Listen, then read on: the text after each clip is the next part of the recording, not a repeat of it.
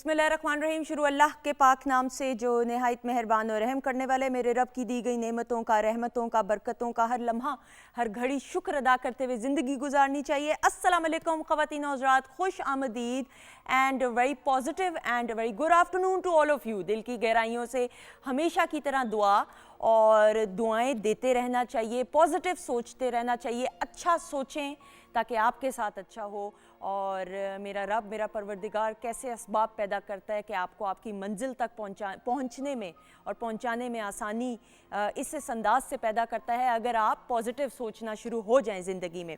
ख़वातीन और हज़रात, weekend at home की लाइव प्रोग्रामिंग और आज सेगमेंट्स का एहतमाम एज़ ऑलवेज़ किया हुआ होता है। और आज का दिन जो है जी 5 नवंबर वर्ल्ड सुनामी अवेयरनेस डे है। अब आपने देखा होगा अमेरिका के अंदर और इन ममालिक में सुनामी आया और ये ऐसी कुदरती आफात हैं कि इन पे कंट्रोल तो हो नहीं सकता। हम ज़लज़ले की बात करते हैं या हम और कुदरती आफात की बात करें तो उस पर कंट्रोल तो नहीं, लेकिन हाँ, अगर आप अवेयरनेस इस हवाले से आगाही और शऊर बेदार आवाम में और सोसाइटी में और माशरे में कर दें तो फिर बहुत सारी और चीज़ों के हवाले से आपको एक एहतियात आप ज़रूर कर सकते हैं। So world tsunami awareness day इसीलिए मनाया जाता है ताकि ये बताया जा सके कि सुनामी अगर अल्लाह ना करे इस तरह की कुदरती आफत आती है कहीं पे, अल्लाह ना करे सबसे पहले तो आपने किस तरह डील करना है, आपने मैनेज किस तरह से करना है। आप देखें जिस तरह ज़लज़ला आया था, ये मिसाल इससे बनती तो नहीं है लेकिन मैं कुदरती आफात के हवाले से इस मिसाल को इसमें शामिल करूँगी। 2005 में तो फिर जब ज़लज़ला आया, जिस बड़े पैमाने पर नुकसान हुआ, पूरा इंफ्रास्ट्रक्चर जहाँ जहाँ ज़लज़ला हिट किया पाकिस्तान में वहाँ पे इंफ्रास्ट्रक्चर तबाह हुआ, कितनी लोगों का जानी और माली नुकसान हुआ। फिर उसके बाद NDMA का, PDMA का, national disaster management authority and provincial disaster management authority का जो है इनकाद किया कि इन इदारों को बनाया गया मॉनिटर करने के लिए कि जितने डिज़ास्टर्स होते हैं नेचुरल, उनको किस तरीके से जो है कंट्रोल किया जा सकता है या मैनेज किया जा सकता है। सो इस हवाले से आज ये दिन और मैंने सोचा कि आप लोगों के साथ ये इन्फॉर्मेशन भी शेयर की जाए।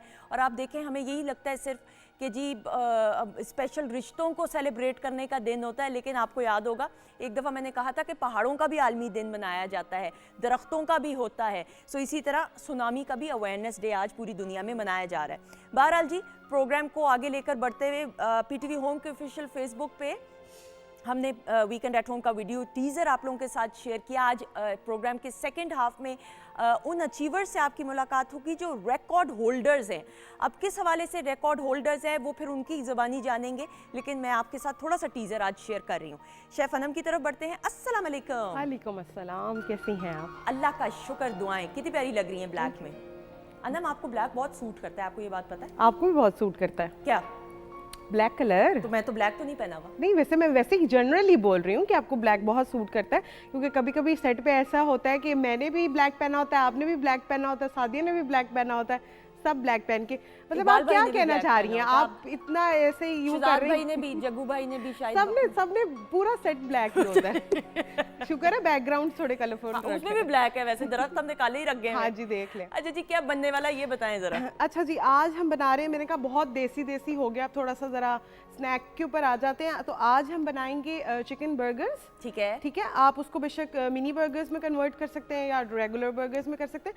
साथ में बनाऊंगी टेम्पुरा पोटैटो वेजीज। एक्सीलेंट। और साथ में क्योंकि अब मौसमी का सीजन है तो हम मौसमी बेसिकली ऑरेंज मोहितो बना रहे हैं। तो अगर आपके पास आगे ऑरेंज अवेलेबल होंगे तो आप वो भी ऐड ऑन कर सकते हैं, लेकिन फिर वक्त मैं इसके अंदर मौसमी ऐड। एक्सीलेंट, बिल्कुल सही। तो फिर आप बनाना शुरू करें, साथ ही साथ फिर रेसिपीज आप लोगों के साथ नाज़रीन शेयर की जाएंगी। लेकिन अभी जरा सादिया को हम वेलकम करते हैं। सादिया अरशद साहिबा, अस्सलाम वालेकुम। वालेकुम अस्सलाम। कैसी हैं आप? अल्हम्दुलिल्लाह बिल्कुल ठीक, आप बताएं? अल्लाह का शुक्र, आपकी दुआएं हंसते मुस्कुराते हुए चेहरे के साथ एक बार फिर मुलाकात हो रही। बिल्कुल अल्हम्दुलिल्लाह। और शुक्र है कि जब भी मुलाकात होती है और दुआ भी ऐसे करते रहना चाहिए, खैरोफियत के साथ जो है ना मुलाकातें होती। अच्छा जी, मुझे ये कहा गया है, बताया गया है कि आज हमने कॉल्स लेनी है, तो अब हमने फिर सेगमेंट को इस तरह मैनेज करना है कि कॉल्स के साथ हॉरोस्कोप। तो फिर अब मैं आपको पहले ये डिस्क्लेमर दे दूं कि हॉरोस्कोप का हॉरोस्कोप का जो दौरानिया है वो फिर अब हम कम ही रखेंगे। जी बिल्कुल, ताकि कॉल्स भी ले सके। तो फिर बिस्मिल्लाह कीजिए आप, ताकि फिर हम कॉल्स करते हैं जी। और आपको पता है हम आगाज हमेशा एरीज से करते हैं। और इस वीक को अब मैं, चूंकि हमने मुख्तसर बताना है तो थोड़ा सा आगाज़ में इस तरह से बता देती हूँ कि इस वीक में सब ने एहतियात करनी है। बिकॉज ऑफ द ग्रहण। 8 तारीख को ग्रहण है, ठीक है। उसका सदका मैं पहले ही बता देती हूँ। सब ने वाइट कलर की चीज का सदका देना है और कोशिश करें कि 7 तारीख को ही दे दे। जो लोग जरा ज्यादा इसकी जद में आ सकते हैं वो होंगे जी कैंसेरियन होंगे, एरीज वाले होंगे, फिर लिब्राज होंगे, स्कॉर्पियो भी आ सकते हैं इसकी जद में, आज जो लोग ज्यादा आ सकते हैं, और सेजिटेरियस भी होंगे, कैप्रिकॉन्स भी होंगे। तो ये लोग ज्यादा इसकी जद में आ सकते हैं। अब हम एरीज से आगाज कर रहे हैं। हम हर 4 सितारों के बाद कॉल लेंगे, आप स्टार्ट कीजिए एरीज। ठीक है। अच्छा जी, एरीज आप लोगों के लिए आपकी जो इज़्दवाजी जिंदगी होती है, रिलेशनशिप जिसको बोलते हैं, वो थोड़े से हिट कर सकते हैं। आपका एकदम से दिल करेगा कि नहीं, ना भी लड़ने को दिल करे तो थोड़ा सा ज़रा मूड ऑफ जिसको बोलते हैं, खाम खा का रोना, ज़रा एग्रेशन, ये चीज़। और अपने बारे में तो पॉजेसिव आप होंगे, अपने लाइफ पार्टनर, बिजनेस पार्टनर, दोनों के बारे में ज़रा ओवर पॉजेसिव रहेंगे। ख्याल रखिएगा, मत कोई पंगा लें, बड़े सुकून से दिन गुजारे। दूसरी जो मेरा एक होगा कि अपनी नींद को पूरा करें, बहुत ज़्यादा पूरा करें। टॉरस वालों के बारे में बात करते हैं। आप लोगों के लिए अच्छे मामलात है, स्पेशली आपके फाइनेंसिस के, आप कहते हैं रास्ते खुलेंगे।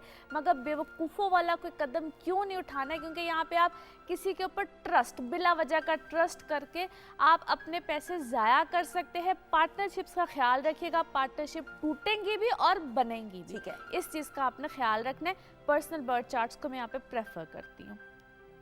जेमिनाइज, आपके रिलेशनशिप में बिला वजह का किसी तीसरे का ना, या आप खुद आपस में इख्तलाफात की तरफ, जंग की तरफ, या जो बिला वजह का जो इंसान एक होता है, ये हफ्ता कुछ ऐसा है जिसको हम क्योस वाला हफ्ता कहते हैं, ज़रा एक दूसरे पे इल्ज़ामबाजी वाला हफ्ता कहते हैं, जिनके लिटिगेशंस चल रहे हैं, अदालती मामलात चल रहे हैं। बी केयरफुल, आपके ऊपर बिला वजह के बहतान लग सकते हैं। इसलिए मैं कह रही हूँ कि ख्याल रखिएगा, इस हफ्ते में बहुत ज़्यादा चीज़ों को परस्यू मत करें, हो सके तो ज़रा अवॉइड कीजिए। सदकात जेमिनाइज हद से ज़्यादा दीजिए। कैंसेरियंस, जिनको मैंने शुरू में कहा था कि आपके ऊपर हद से ज़्यादा, क्योंकि आपका मून लॉर्ड मून होता है, आप लोग ना बिला वजह एक सेहत का ख्याल रखिएगा। जिनको पुरानी कोई तकलीफ बीमारी होती है वो वापस आ सकती है, बिला वजह आपको तंग हो सकते हैं, बिला वजह प्रॉब्लम्स आ सकती है। Take good care of yourself. बिल्कुल सही। अब हम कॉल ले रहे हैं जी, अली की भक्कर से कॉल है। अस्सलाम वालेकुम, थोड़ी म्यूजिक है। वालेकुम सलाम जी भाई, क्या पूछेंगे सादिया से? पहले डेट ऑफ बर्थ बताइएगा। जी, मेरी डेट ऑफ बर्थ है 9 दिसंबर 1998। सॉरी जी बताइएगा। जी, मेरी डेट ऑफ बर्थ है 9 दिसंबर 1998। ठीक है, 9 दिसंबर 1998, 98, ठीक है। और पैदाइश कहाँ पे, किस शहर में हुई? जिला भक्कर में, डिस्ट्रिक्ट भक्कर में। ठीक है, और टाइम अगर याद हो? जी, 3:15 बजे। ठीक है, 3:15 रात के सुबह के, दोपहर के, उस फर्क पड़ता है? बिल्कुल बिल्कुल सेपहर। मैंने सही सवाल किया? बिल्कुल सही जी, क्या सवाल करेंगी सादिया से? जी, मैंने इनसे ये पूछना है कि मेरी जॉब कब तक हो जाएगी? जॉब का जी, बहुत शुक्रिया। जॉब का पूछना है। बहुत शुक्रिया, थैंक यू जी। अच्छा, मेरी गुजारिश ये है कि सवाल अपना क्लियर पूछा करें, ताकि एक सवाल हो तो उसका जवाब आपको सही मिल सके। जॉब का पूछ रहे हैं कि जॉब का क्या बनेगा? अच्छा, जॉब फिलहाल तो मुझे ऐसे लगता है कि ही इज़ ऑलरेडी कोई काम या जॉब ये कर रहे हैं, और जहाँ पे भी कर रहे हैं ही इज़ ओके, जो भी ये काम कर रहे हैं। चेंज अगर ये चाहते हैं तो मैं इनको भी सजेस्ट नहीं करूँगी, क्योंकि ये वक्त वो नहीं है जहाँ पे कोई चेंज है, इनको लेकर आना चाहिए। मार्च 2023 तक इनको वेट करना चाहिए। अगर अभी ये कोई चेंज लेकर आएंगे तो ये डिस्टर्ब हो सकते हैं। ही मस्ट बी सर्चिंग, कोई सर्च इंजन इनका चल रहा होगा, बट आई डोंट रिकमेंड कि ये करें। और वैसे भी एक ही वक्त में 2 काम करना पसंद। अच्छा, ओके, ठीक है, बिल्कुल सही, बिल्कुल सही जी। अगला स्टार जी। अच्छा जी, हम अगले अपने ज़ोडिक साइन की तरफ आ जाए तो अगला है जी हमारे लिए लियोज ही है। और लियोज, आप लोगों के लिए बहुत सी चीज़ें इस वक्त बेहतरी की तरफ जाएंगी। बहन भाइयों के साथ रिश्तों में बेहतरी भी आएगी और कहीं ना कहीं खींचातानी भी आएगी। जिसको हम कहते हैं ना, अपने लिए हम वो एकदम से पोजेसिव, ओवर पोजेसिव से हो जाते हैं। रिकमेंडेशन है यहाँ पे मेरे लिए, मत तो येगा गलत फहमियाँ जिसको कहते हैं ना, यहाँ पे उसकी बुनियाद पे आप बिगड़ सकते हैं। सो ट्राई नॉट टू, ठीक है। एक रंजिश वाली चीज़ों में मत जाइएगा, एहतियात कीजिएगा स्पेशली इन दिस वीक। फिर आ जाते हैं जी वर्गोज आप लोगों के लिए आपके फाइनेंसेस यहाँ पे बेहतर होंगे, चीज़ें बेहतर और बल्कि चेंज भी हो सकता है, वर्क सिनेरियो यहाँ पे आपके लिए चेंज होगा। मैं बड़ी देर से वर्गोज को कह लिया, लेकिन फाइनेंसेस बेहतर होंगे, एहतियात कीजिएगा, गलत जगहों पे इन्वेस्ट, इसमें कहते हैं कि गलत फड्डे मत ले लीजिएगा। फिर लिब्राज आ जाते हैं, लिब्राज ले रहे हैं जी हबीबा की। अच्छा लिब्राज आप लोगों के लिए आप लोगों के जो रिश्ते हैं ना वो यहाँ पे बहुत डिस्टर्ब होंगे, और सेल्फ पिटी, अपने ऊपर गम, ये वाली चीज़ जो है ना बहुत ज़्यादा आएगी इस दौरान। प्लीज़ कोई रिश्तों में अपने गड़बड़ मत कीजिए। बिल्कुल सही जी। हबीबा की कॉल है मुल्तान से। अस्सलाम वालेकुम। वालेकुम। जी हबीबा, थोड़ा सा ऊंचा बोलिएगा, कैसी हैं आप? ठीक हैं? हाँ जी वालेकुम सलाम, मैं बिल्कुल ठीक है। मुझे अपनी ना शादी के थोड़े प्रॉब्लम आ रहे हैं, उसके बारे में पूछना। ठीक है, आप बताइए डेट ऑफ बर्थ और ईयर। 23 अक्टूबर 1987। 29 दिसंबर 1987। 23 अक्टूबर 1987। 23 अक्टूबर 1987 जी। शहर जहाँ पे? मुल्तान में पैदा हुए। मुल्तान में। 9 PM। 9 PM रात के 9 बजे।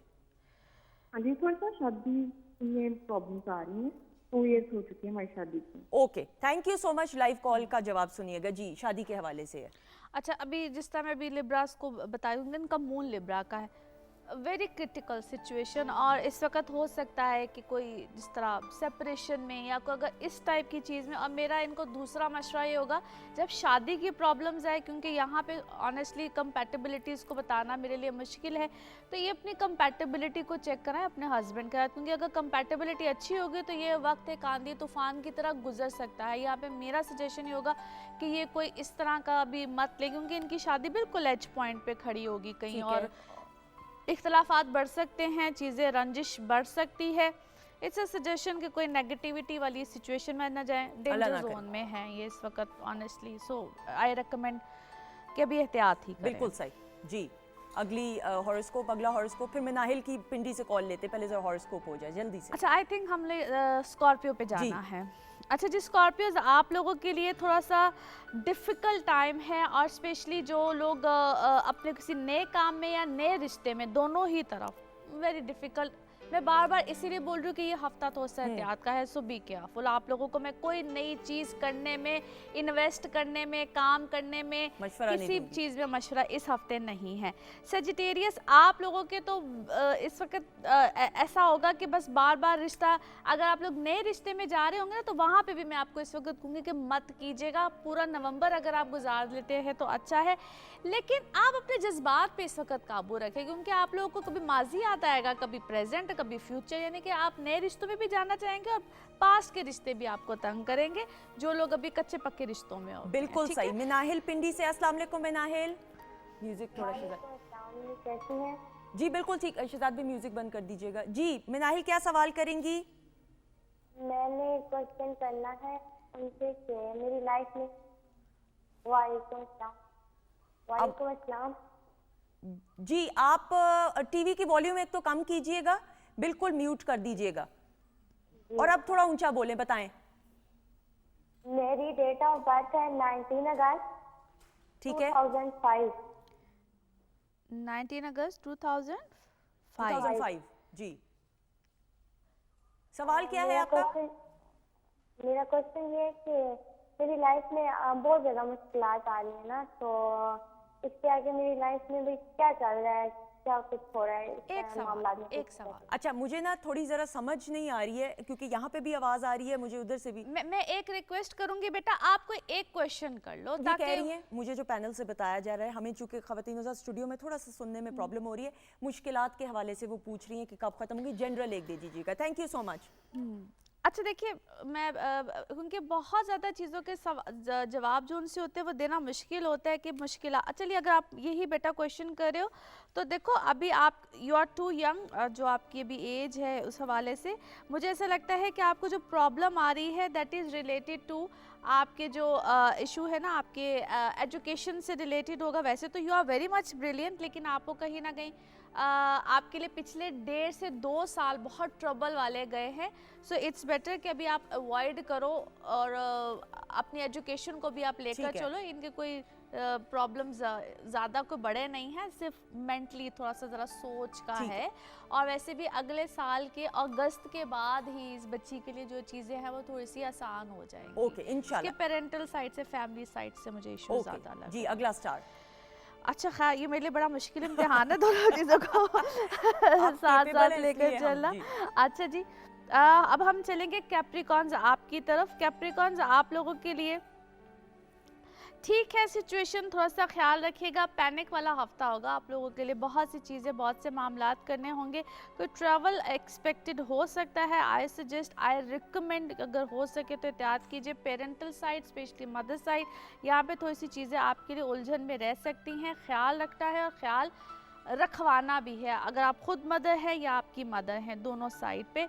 उसके बाद आ जाते हैं जी एक्वेरियस। एक्वेरियस आप लोगों के लिए अल्हम्दुलिल्लाह चीज़ें बेहतर हैं, लेकिन अपनी सेहत का, अपने घर वालों की तरफ आपका ध्यान, तवज्जो बहुत रहेगा। अगर कोई घर की शिफ्टिंग वगैरह या कोई रेनोवेशन वगैरह करे तो इसमें आपके बेजा पैसे लगने, इखराजात का बहुत ज़्यादा होना, ये है पूरा टाइम आपको अपने एक्सपेंडिचर्स के हवाले से बहुत ज़्यादा तंग करेगा। लास्ट हमारा ज़ोडिक साइन जो है वो पाइसिस का है। पाइसिस आप लोगों के लिए कुछ ऐसी ही सिचुएशन रहेगी, लेकिन आप लोगों को मेरा हाईली रिकमेंडेशन, अफरा तफरी चीज़ों से मत डलिएगा। थकावट बहुत रहेगी, ये आपको चीज़ें ना, ये वक्त आपको थकाएगा। ठीक है। सो अपनी स्लीप को जरूर, यानी कि अपनी नींद नींद को को पूरा पूरा करें, करें। थकावट और ना हो। अगर आप कोई एक्स्ट्रा मेडिसिन या कुछ ले रहे हैं, अद्वियात ले रहे हैं, कुछ भी ले रहे हैं, उसको ज़रूर चेक करें, अपनी रूटीन को ठीक करें। ये वक्त सबको अपनी अपनी रूटीन को ठीक करने के लिए बहुत इम्पोर्टेंट। बिल्कुल सही। और साथ ही साथ रजिया की कॉल लेंगे जी सरगोदा से। अस्सलाम वालेकुम। वालेकुम अस्सलाम, क्या हाल है बस?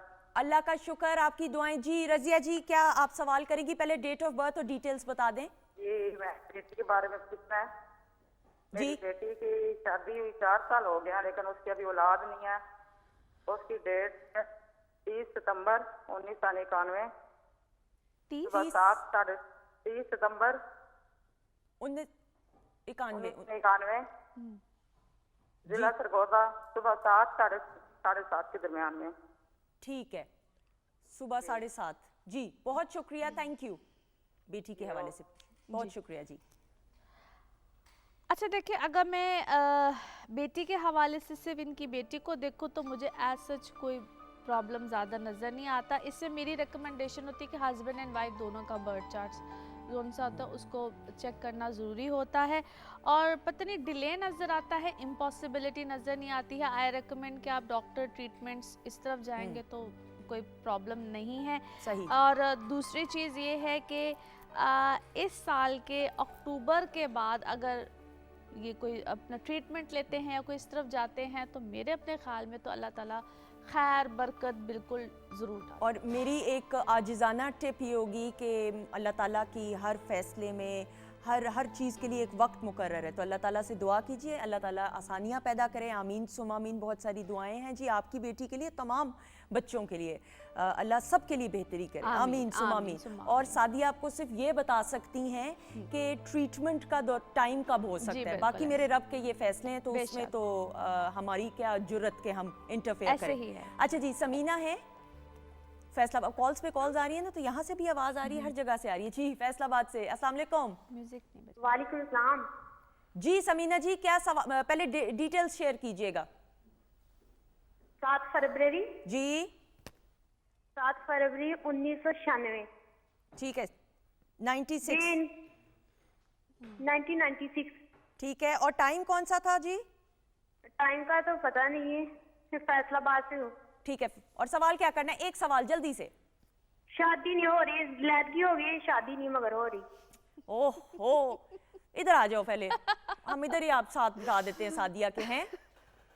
चले, बहुत शुक्रिया, थैंक यू सो मच। बहुत सारी दुआएं, अल्लाह ताला ढेरों खुशियां आपके लिए लाए। आमीन सुम आमीन जी। हाँ, बहुत प्यारी बच्ची। और इसको मैं बेटा, तुम्हें सिर्फ एक मेरी नसीहत है, एक सबसे पहली बात जो मैं सब बच्चों को कहूँगी, बेटी हो बेटा हो, जो भी आप जिस भी एज में हो, प्लीज़ अपनी कंपैटिबिलिटीज़ को चेक करा करें ताकि बाद में आप लोग को प्रॉब्लम्स ना आए।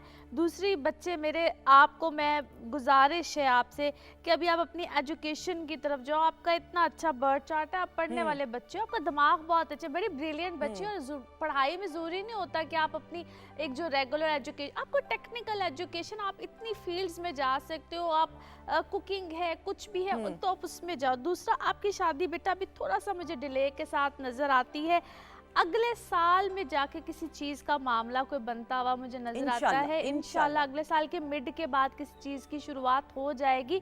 दूसरा, फिर मैं कहूँगी, गुजारिश करूँगी अपनी कंपैटिबिलिटी चेक कराना, और थोड़ा सा अगर एज डिफरेंस आता है या कोई सेकंड मैरिज का कोई प्रपोजल आता है तो प्लीज़ उसमें भी अल्लाह बरकत डाल देगा। और इन चीज़ों में कभी भी मैं गुजारिश करूँगी, समटाइम्स हम समझते हैं कि विक्टिमाइज बच्चियाँ ही होती हैं, बच्चे भी होते हैं, उनके साथ भी जो है वो कोई ना कोई मामलात, कोई चीज़ें हो जाती हैं तो हम लोग बड़ा घबरा जाते हो सेकंड मैरिज प्रपोजल है, तो वो दोनों ही तरफ कोई ना कोई उलझन, कोई चीज़, कोई गलत फहमियाँ, मिसअंडरस्टैंडिंग्स की बुनियाद पे ज़ाहिर है अगर चीज़ें ख़त्म होती हैं तो प्लीज़ इन चीज़ों को कंसिडर कर लें। बिल्कुल, और मेरी दुआ है आपके लिए और तमाम मैं आपकी बड़ी बहन हूँ, बड़ी बहनों की तरह हूँ, तो अल्लाह ताला ढेरों खुशियाँ आपको दे, आमीन अता करे, आमीन सुम आमीन। और हंसते मुस्कुराते रहना, हंसना ज़रूर है। जी, कॉलर है रावलपिंडी से तहमीना, अस्सलाम वालेकुम। जी वालेकुम अस्सलाम। जी तहमीना, कैसी हैं आप, ठीक हैं? जी मैं ठीक हूँ अल्हम्दुलिल्लाह। मेरी ना शादी को 5 साल हो गए, तो 6वां साल लगा, तो मेरी यहाँ औलाद नहीं है। ठीक है, मुझे अपनी डेट ऑफ बर्थ बताइएगा प्लीज। 29 मई 1993। 1993 6 में। जी। और जो वक्त था पैदाइश का? ये तो मुझे नहीं पता, मेरी अम्मी तो फोत हो गई है। और किस शहर में आप पैदा हुई थी? मैं कश्मीर में पैदा हुई। कश्मीर में। ठीक है, कश्मीर इज ओके, क्योंकि मुझे पैनल से ये इंस्ट्रक्शंस आ रही हैं, शहर भी पूछा, I think Kashmir is okay with you. जी, thank you so much, live सुनिएगा। जी अच्छा, मुझे इनके लिए ऐसा लगता है, एक तो मैं जिस तरह कहती हूँ कि husband and wife date of birth is very important, लेकिन मुझे ऐसा लगता है कि she needs to see doctor, proper doctor.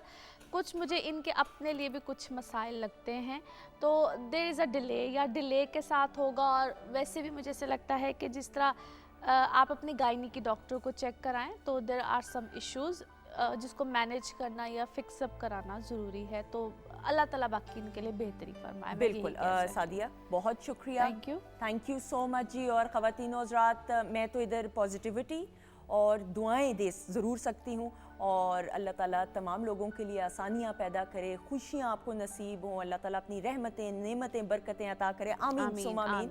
और सादिया अरशद का शुक्रिया अदा करते हुए ख़वातीन हज़रात, अब जो हमारे मोअज़्ज़िज़ मेहमान, मौसीकी का भी एहतमाम पूरा किया गया है और हमारी मुलाकात भी होगी। पहले ज़रा गाना होगा, फिर ब्रेक के बाद मुलाकात होगी। साजी अली साहब हमारे साथ मौजूद हैं, ही इज़ टैलेंटेड, खूबसूरत आवाज़ के मालिक हैं, सिंगर हैं, म्यूज़िक डायरेक्टर हैं, लिरिसिस्ट हैं। बाकी तारुफ जब गुफ्तगू होगी तब, लेकिन अभी सुनेंगे साजी अली की आवाज़ में खूबसूरत सा गाना। आ जाइएगा, बहुत सारी क्लैप में।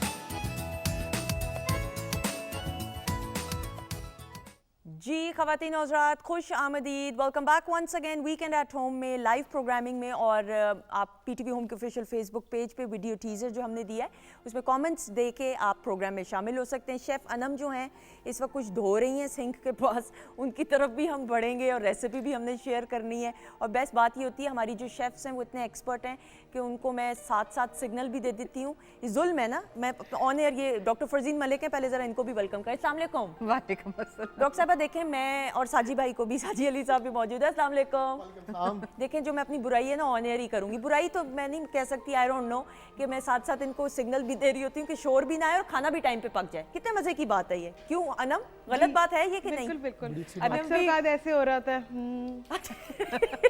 सनम भी ना अब पांडे खड़काने की, नलिफाई करने की एक्सपर्ट हो गई। देखिए कहाँ पांडे, अब तो मैं बिल्कुल पांडे खड़काती नहीं, अब खाना मैं कह रही हूँ नलिफाई करने हाँ, की। exactly. एक दो दफा इन्होंने किया तो मुझे लगा कि इनको गुस्सा चढ़ा, ठा मारा बर्तन। मैंने कहा भाई इतनी तो मैं भी नहीं हूँ किचन में कि ठा मारूं, लेकिन किचन में ये चलता रहता है। ये चीजें भी आपको साथ साथ बतानी चाहिए। लेकिन वो मैं इसलिए करती हूँ कि आप मेरी तरफ भी देखें ना, मैं भी काम करती ये आप ही की ओह अटेंशन सीकिंग। सौ बिस्मिल्लाह, आपकी तरफ भी अभी बढ़ेंगे इंशाल्लाह। अच्छा जी डॉक्टर साहिबा, वेलकम टू द शो। और साजी भाई को भी। तो आप कैसे हैं? आप ठीक ठाक, आप सुनाएं, आप कैसी हैं? बिल्कुल ठीक, दुआएं। एंड बहुत खूबसूरत आवाज़ के मालिक आप, और लाइव सिंगिंग भी हम आपकी सुन रहे थे। Thank you. साजिद भाई कैसा लगता है माशाल्लाह काम? ज़रा ये क्रिएटिव है सिंगिंग। हाँ जी, बड़ा मुश्किल काम है, बस जिसको अल्लाह दे बड़ा अच्छे तरीके से करता है, और जो इतने अच्छा नहीं गाते उनको चाहिए कि वो मेहनत करें और इस पे और अबूर हासिल करें ताकि वो और अच्छा गा सकें। लेकिन साजिद भाई फिर आप तो कंपोजर भी हैं। सबसे पहले तो कंपोजर नहीं, बेसिकली मैं सिंगर बनने के लिए आया था फैसलाबाद से। अच्छा ठीक है। मैं फैसलाबाद से बिलोंग करता हूँ, मेरा गाँव है शहबाजपुर। ठीक है, वहाँ से मैं बिलोंग करता हूँ। मैं सिंगर बनने के लिए आया था, लेकिन फिर मैं करते करते कंपोजर बन गया। हालात ने बनाया या खुद बन गए? हालात नहीं थे, लेकिन बस मुझे शौक था लिखने का और कंपोज करने का, तो अल्लाह ने जो मेरे दिल की बात थी वो अल्लाह ने पूरी कर दी। और मैं आज आपको तो फिल्म्स के लिए आपने इतने गाने कंपोज किए, अल्लाह ताला ने इतनी मैंने तकरीबन पाकिस्तान के जितने भी बड़े आर्टिस्ट हैं मैंने सबके साथ काम किया है माशाल्लाह। अभी मेरी खासर जी के साथ एक एल्बम आ रही है पंजाबी की जो मैं कंपोज कर रहा हूँ। शफकत अमान साहब, नबील शौकत, अमानत अली, सारा नसीम जी, हमारा चन्ना जी, नबील शौकत, हमारा अर्शद जी, सबके साथ मैंने काम किया अल्हम्दुलिल्लाह एज ए कंपोजर और शायर। बिल्कुल ऐसे ही। डॉक्टर साहब आपने भी इनकी आवाज़ सुनी माशाल्लाह। बहुत अच्छी आवाज़ है। बात यह है कि इन्होंने बड़ी अच्छी बात की कि जो लोग इतने अच्छे सिंगर नहीं हैं वो अपनी प्रैक्टिस रियाजत ज़्यादा करें।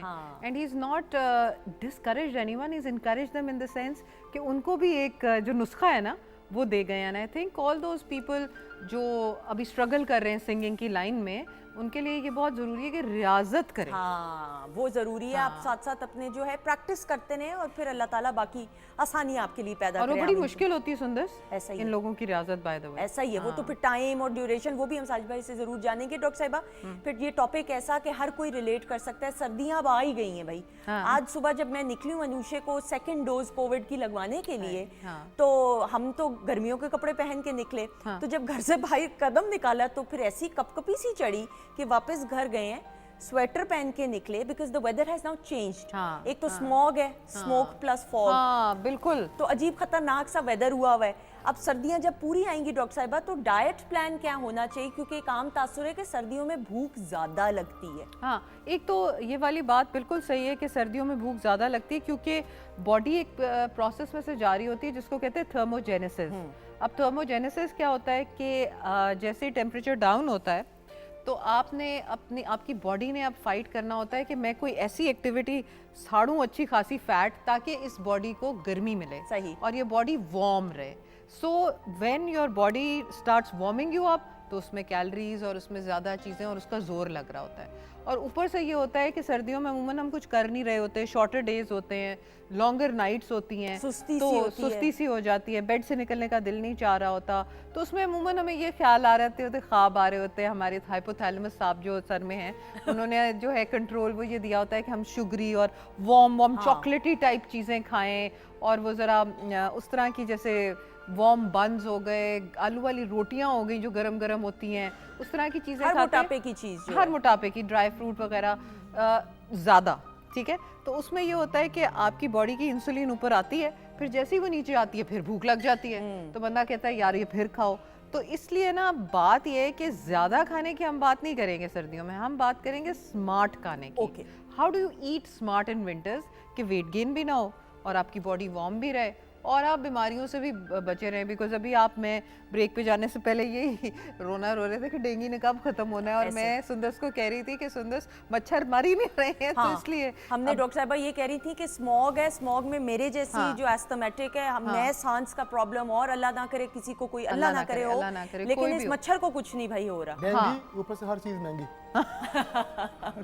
ये अच्छा स्लोगन है निकला। बिल्कुल। अच्छा, लेकिन डॉक्टर साहिबा फिर हम अगर डाइट प्लान की बात करते हैं जैसे स्मार्टली खाना तो है, उसमें ये कि एक तो क्योंकि वी डोंट फील थर्स्टी तो लोग पानी की छुट्टी करा देते हैं, ठीक है। पानी हमने पीते रहना है, it is necessary for your body और फॉर योर इम्यूनिटी। कुव्वत मुदाफ़त भी तो रखनी है भाई, क्योंकि सारा वो आपका नाक कान गले की बीमारियां बहुत ज़्यादा होती हैं। ठीक है। अच्छा, उसके अलावा आपने जो है ड्राई फ्रूट्स लेने हैं, लेकिन हैंडफुल, जितनी आपकी मुट्ठी में आ जाए आपने वो ड्राई फ्रूट्स लेने हैं, और वो आपने सुबह के टाइम लेने हैं। रात के टाइम जो लोग बैठ के कंबल के अंदर बैठ के चलगोजे और वो बादाम खाने शुरू हो जाते हैं, बहुत सारे साथ फिल्म देख रहे होते हैं, तो बहुत ज़्यादा खा जाते हैं। हैंडफुल का मतलब है इतना ही जितना कि आपको पता है सुंदर की कोई भी अच्छी भी चीज़ हो ना, उसका ज़िया या उसका सॉरी साजी भाई ना साथ साथ गुनगुना भी हाँ, रहे, तो मैं मेरा भी ना सोच रही हूँ साजी कहाँ भाई, से आवाज आ रही है? आप ना मेरा बेड इधर भी देख रहे थे। मैं उनकी तरफ देख रहा हूँ। आप ना देखें उधर प्लीज, क्योंकि हेलो आप किसी बिलाल देखे मत, क्योंकि देखना मैं है। जब ये मैंने बात कहा सॉरी देखना है। क्योंकि जब ये बात कर रही थी तो मैंने कहा मेरे दिमाग में कोई गुनगुना रहा है, क्या हो रहा है, इधर से भी आवाज बंद है। मैं पहले मैं इकबाल भाई की तरफ, आप गुनगुनाना थोड़ी ये इनको कहें कि ये प्लीज बजाना बंद करें। नहीं भाई वो क्यों ना बजा, आप कुछ और सोचें, आप अभी टॉपिक आप मेरी बातें सुनें, गुनगुनाना नहीं है, अब आप थोड़ी मेरी देर के तरफ लिए। कॉन्सेंट्रेट करें। हाँ, आपने सिर्फ मुस्कुराना। तो हम बात कर रहे थे कि एक तो वाटर बहुत ज़रूरी है, ड्राई फ्रूट का इस्तेमाल ज़रूरी है, लेकिन वो दिन में करें, रात को ना करें। अच्छा, सूप्स वगैरह जो हैं बहुत अच्छे, दाल का सूप ले लें। कई लोग कहते हैं हमसे जी नहीं सूप पिया जाता, तो आप पतला दाल का जो सूप है वो ले सकते हैं, उसके साथ आप चिकन की ब्रॉथ ले सकते हैं। और मज़े की बात यह है कि हमारे किचन में ही, यानी कि हमारे जो मसाले हैं, जैसे ज़ीरा हो गया, जैसे सिनेमन हो गई यानी कि दालचीनी हो गई, और काली मिर्च, इन्हीं के अंदर विटामिन सी और इन्हीं के अंदर ऐसी ताकत है कि ये देर से हजम होते हैं, तो ये आपकी बॉडी को वार्म रखते हैं। ओके, ठीक है। मिशन क्या है, बॉडी को वार्म रखना है इसने, टेम्परेचर अपना। ठीक है, ठीक है। तो उसमें जब आप सूप्स के अंदर डालते हैं, कई लोग मसाला चाय बनाते हैं, ऐसा ही है ना, एंड दैट्स वेरी वार्मिंग और बहुत अच्छी है। जब हम बेड में होते हैं या विंटर्स में होते हैं, हम कॉफ़ी और चाय का बहुत ज़्यादा इस्तेमाल कर देते हैं, डबल से ट्रिपल कर देते हैं। दैट नीड्स टू गो, ये प्लीज़ काटा मार दें। और अगर लेनी है तो आप जिंजर टी लें। जिंजर टी यानी कि जो अदरक और लहसुन में हमेशा कंफ्यूज कर देती हूँ। अदरक जो है वो भी आपकी बॉडी को वार्मथ देता है और प्लस आपकी इम्यूनिटी को तेज़ करता है। फ्रेश फ्रूट्स खाएं। फ्रेश फ्रूट्स को हम बैक सीट दे देते हैं, ठंडा ठंडा बिल्कुल नहीं दिल चाह रहा खाने का, लेकिन जब दिन को धूप हो तो मौसमियाँ, माल्टे, उनका जूस निकालें, खुद से खाएं, फिर उसके बाद केले का इस्तेमाल करें।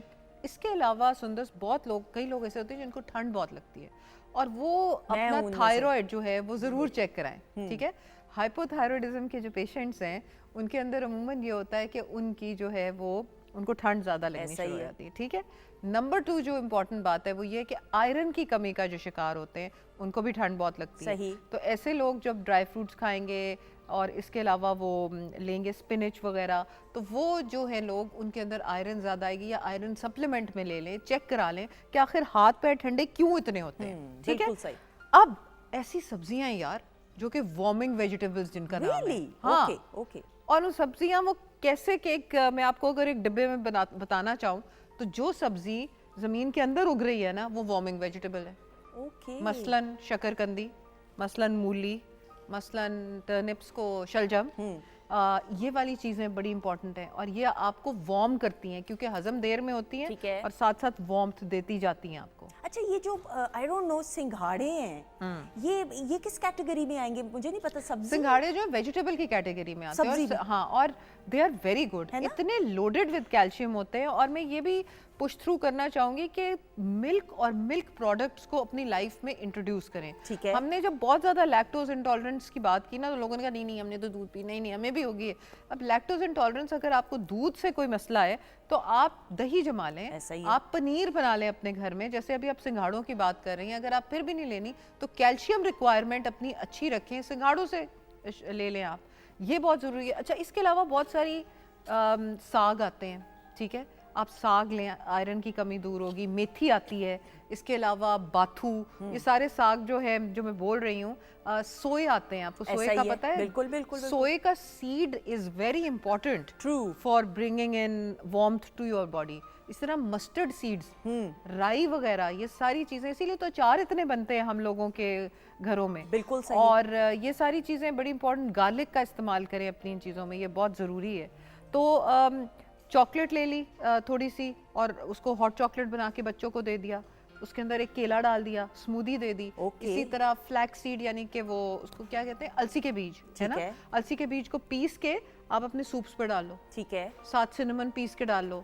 ये छोटी छोटी चीज़ें, लेकिन ये अगर आप रेगुलर करोगे आपको लॉन्ग वे लेके जाएंगी। और इसके साथ एक एडेड बोनस आ रहा है कि आपकी इम्यूनिटी भी बन रही है, आपके ब्रेन को ताकत मिल रही है। कि अल्लाह ना करे कोई बीमारी होती है, खुदा ना खास्ता, तो आपकी body is ready to fight. Of course अगर आप वैसे ही वीक होंगे, इम्यूनिटी लो होगी, कुव्वत मुदाफियत ही नहीं होगी उतनी ज़्यादा, तो फिर वो फाइट करने की ताकत ही नहीं होगी। अब जैसे आपको एस्थमा है, हाँ, तो आप उसके लिए कितनी यू आर वेरी केयरफुल कि मैं ये ना खाऊं, मैं ये ना खाऊं, मैं वो ना खाऊं, तो आप अपनी कुव्वत मुदाफियत को तेजी कर रही हो ना कि अटैक ऐसा ना हो, अल्लाह ना करे कभी हो। हाँ, ऐसा ही है। तो इसी तरह आपने किसी भी अटैक को देखते हुए जो आपकी बॉडी के ऊपर है उस पर खड़े होना है। एक तो स्मॉग, ठीक है, एक ये कि डेंगू का ऑनस्लॉट चल रहा है, कोविड भी है, तो वैसे जुकाम बुखार नज़ला, वायरल इन्फेक्शंस बड़ी ज्यादा हुई हुई हैं और फंगस हो जाती है, तो फिर अब क्या करना है? तो बचा क्या फिर वैसे? सीरियसली अल्लाह माफी, ठीक है।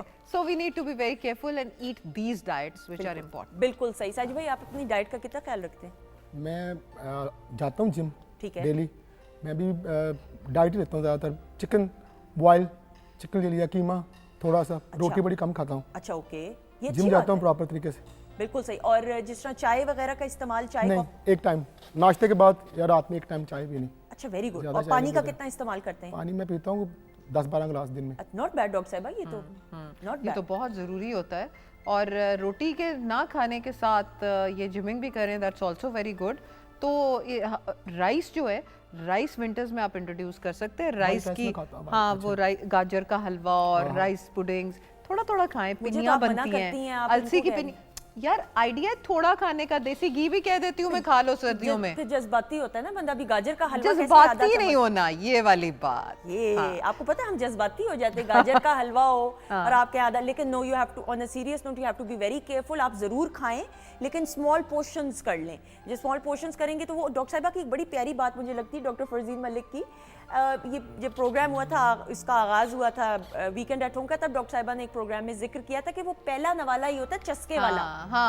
वो चस्का पूरा हो जाए, उसके बाद कोई फर्क नहीं पड़ता। तो पहले 4 नवाले, और उसको हम हबड़ खा जाते हैं, आराम से खाएं, बस दैट्स इट। उसके बाद सारा इधर की गेम है। और ये गेम अगर आप अपनी स्ट्रॉन्ग कर लेंगे ना, तो आप you can conquer the world. Of course, with everything, you are so right, with everything. I totally agree with you. ये नर्व्स पे काबू और ये दिमाग का इस्तेमाल होश के साथ कर ले तो sky is the limit, you can reach. अल्लाह ताला ने दिमाग के अंदर इतनी ताकत डाली है ना, अब आप इस तरफ ले जाएं, उस तरफ। अब वो सादिया अरशद साहिबा के भी सेगमेंट में हम लाइव कॉल्स ले रहे थे और आप भी सुन रही थी, वही बात आ जाती है, हर किसी की जिंदगी में परेशानियां जरूर होती हैं, छोटे बड़े पैमाने पे। आपको हंसते मुस्कुराते हुए चेहरे ख़वातीनों नजर आते हैं, लेकिन हर मुस्कुराते हुए चेहरे के पीछे भी एक कहानी होती है। जिंदगी में डिप्रेस नहीं होना, मायूस नहीं होना। मेरा रब 70 माओं से बढ़कर प्यार करता है, हर फैसला आपके हक में आपके लिए होगा और हर चीज का एक वक्त मुकर्रर है। मायूस नहीं होना, पॉजिटिविटी के साथ जिंदगी को निभाएं। बस सुंदर, तुम्हारे साथ रह के ना मेरे ख्याल में मुझे ना जरा पॉजिटिविटी आ जाती है। मैं भी कोई ना किसी दिन डाउन हूँ और मैं आ जाती हूँ, मैं तुम्हारी बातें सुन लेती हूँ, रंगरूट ऑफिसर की तरह मैं भी फिर बूट कैंप पे पहुँच जाती हूँ। नहीं, हमारी एक कॉलर थी ना, उन्होंने कॉल की तो I felt she was down, तो मैंने पॉजिटिवली, मैंने कहा कि और कुछ नहीं तो हम बैठे हुए ये पॉजिटिविटी का तो पैगाम करें ना। बिल्कुल, ये जरूरी है। यहाँ पे बैठने का फिर मकसद नहीं है, वरना अगर आप पॉजिटिविटी ना स्प्रेड कर सकें। बिल्कुल सही कह रही हो। तो डॉक्टर साहब कोई tip of the day? Tip of the day ये है कि आपने अजवाइन और आपने सोए का बीज, जिसकी अभी हमने बात की, जिसको हम इंग्लिश में कहते हैं डिल, ठीक है, सोए का बीज और साथ आपने सौंफ, ये 3 चीज़ें आपने उबाल लेनी है और इसको आप अपनी थर्मस में डाल लें और इसकी सिपिंग करते रहें। अगर आप डायबिटिक नहीं है तो इसमें थोड़ा सा वो गुड़ का जो होता है ना, वो एक डला डाल दें। ओके, ठीक है, ये आपने सिपिंग करते रहनी है और आप देखिएगा कि आपका जो, और हाँ, इसके साथ आपने ज़रिश्क लेनी है। ज़रिश्क का आपको पता है, छोटे छोटे बेरीज होते हैं। वो ज़रिश्क जो है ना, उसकी सिर्फ आपने एक चूंटी में तकरीबन आई थिंक 5-6 आ जाते हैं। छोटे छोटे होते हैं, बिल्कुल मेवे ऐसे क्रंच्ड मेवे होते हैं। सही। किशमिश की छोटी बहन, ट्रू, बिल्कुल सही। वो आपने लेनी है इस कावे के साथ, ताकि हम चाह रहे हैं कि इस विंटर्स में आपके लिवर को एक किक बूस्ट दें। जब आपका जिगर चल पड़ा ना, तो सारी गाड़ी स्टार्ट हो जाएगी। तो इसलिए हमने ये वाला कावा जो है, आपको खास और खास ये कावा है और इससे बड़े लोगों को फर्क पड़ा है, लेकिन ज़रिश्क के साथ लें। बिल्कुल सही। Thank you so much. Thank you. अल्लाह ताला बहुत खुशी आपको दे, आमीन। आपको भी, हम सबको आमीन। थैंक यू सो मच ख़वातीनोज़ात। और साजिद भाई, अब आप गुनगुनाएं। अब आपने दिल में नहीं गुनगुनाया क्योंकि जब ये ख़वातीनोज़ात गुनगुना, अब मैं नहीं, ऐसे मैं कोई गलती नहीं कर रहा। अब आपकी आवाज़ में ख़वातीनोज़ात एक गज़ल सुनेंगे और फैज़ अहमद फैज़ साहब का कलाम, इसको ओरिजिनली मेहदी हसन खान साहब ने पेश किया और आज साजिद भाई की आवाज़। हेलो हेलो जी, हेलो, आवाज़ नहीं, हेलो। जी जैसा उन्होंने गाया वैसे तो मैं गा नहीं सकता, और ना वैसा टोन है हमारा, वो तो अपने काम के एक ही थे। जैसा खरज उन्होंने देखा है, आई थिंक किसी बड़े कम सिंगर ने ऐसा सा देखा है जैसा वो देखते थे, तो उन जैसा तो नहीं गा सकते लेकिन कोशिश करते हैं। प्लीज।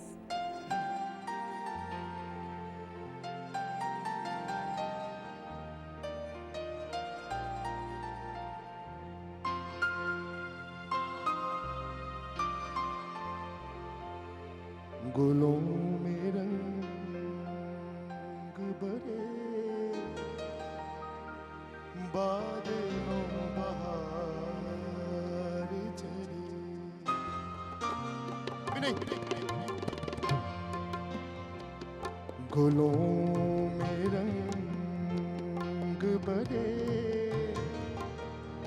बादलों बहार चली, गुलों में रंग भरे, बादलों बहार चले, चले बिया गुलशन का कारोबार चले, गुलों में रंग भरे, बादलों बहार चले।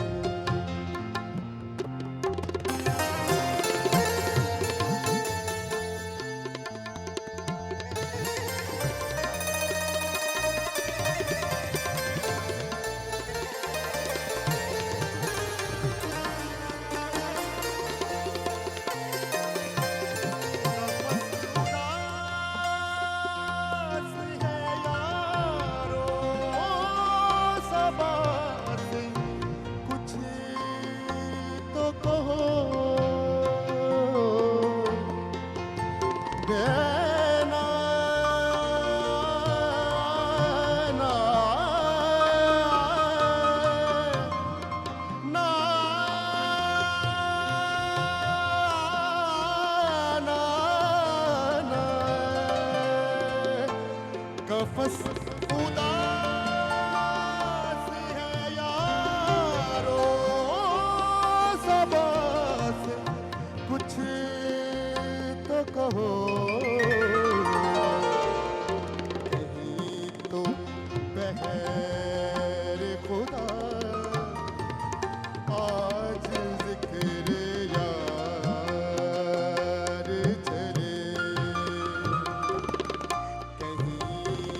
बहर खुदा आज जिक्र यार चले।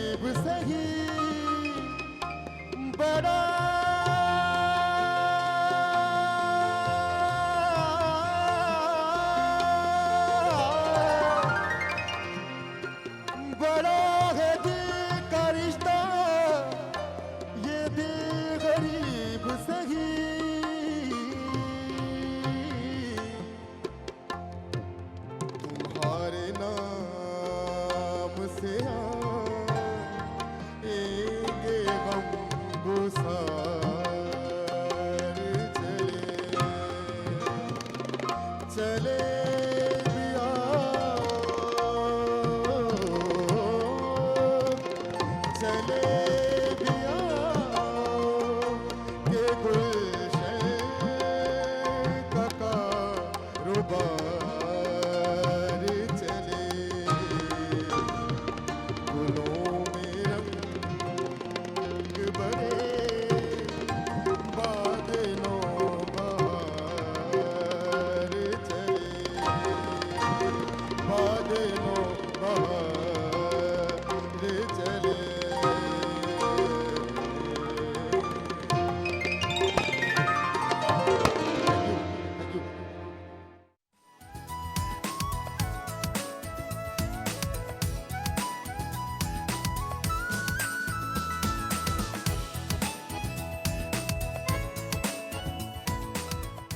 जी ख़वातीन नौज़ाद खुश आमदीद, welcome back once again weekend at home में। और ब्रेक पर जाने से पहले साजी अली साहब की आवाज़ में खूबसूरत सी गज़ल और बड़ी खूबसूरत आवाज़ से इनको अल्लाह ताला ने नवाजा। He is very talented, well done साजी थैंक भाई। यू।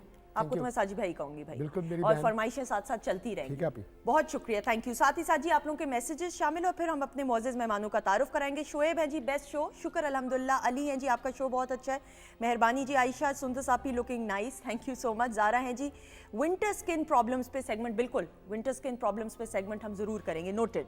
तूबा है जी गेस्ट को सलाम, वालेकुम अस्सलाम जी। ज़ेब है show is amazing and team को सलाम, वालेकुम अस्सलाम। एंड कोमल सुंदस आपी good host, thank you so much जी, तारीफ का बहुत बहुत शुक्रिया।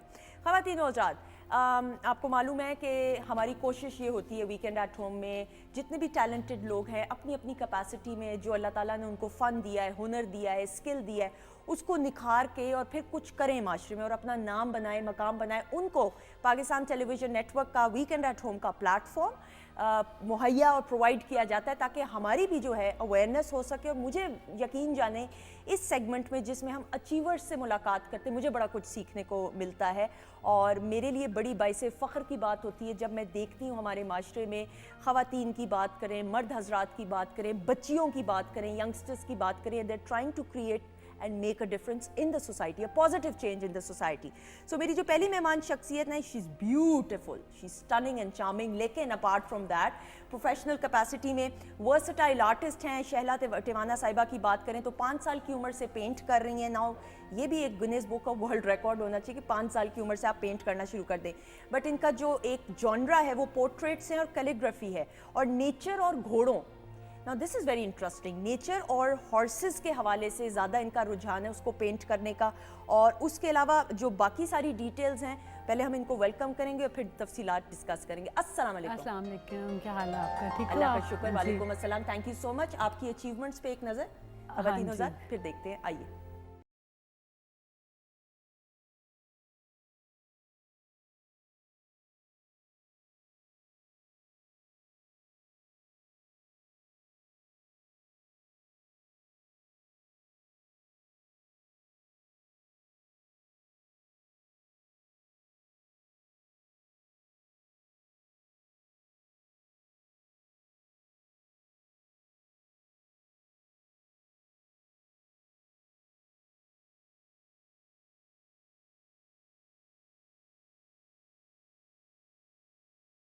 जी the very talented Shaila Tiwana साहिबा, I love the paintings and the portraits. Thank you. और जो घोड़े हैं, हॉर्सेस तो वैसे भी हमारी ख़ानदान की कमज़ोरी हैं और हम लोगों का एक बड़ा रुझान है घोड़ों की तरफ, उस हवाले से भी बात करें। Thank you so much once again.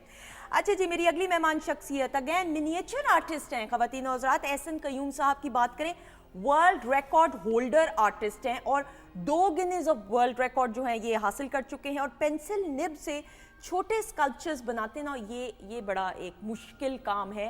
शायद पढ़ना और बताना आसान है, लेकिन ये किस तरह से अचीवमेंट्स हासिल की इनकी ज़बानी जानेंगे। एहसन कयूम साहब को खुश आमदीद कहते हैं। अस्सलाम वालेकुम। वालेकुम सलाम जी, कैसी हैं आप? अल्लाह का शुक्र, दुआएं। कैसे हैं आप? जी शुक्र अल्लाह। आपकी अचीवमेंट्स पे एक नज़र जी ख़वातीन हज़रात।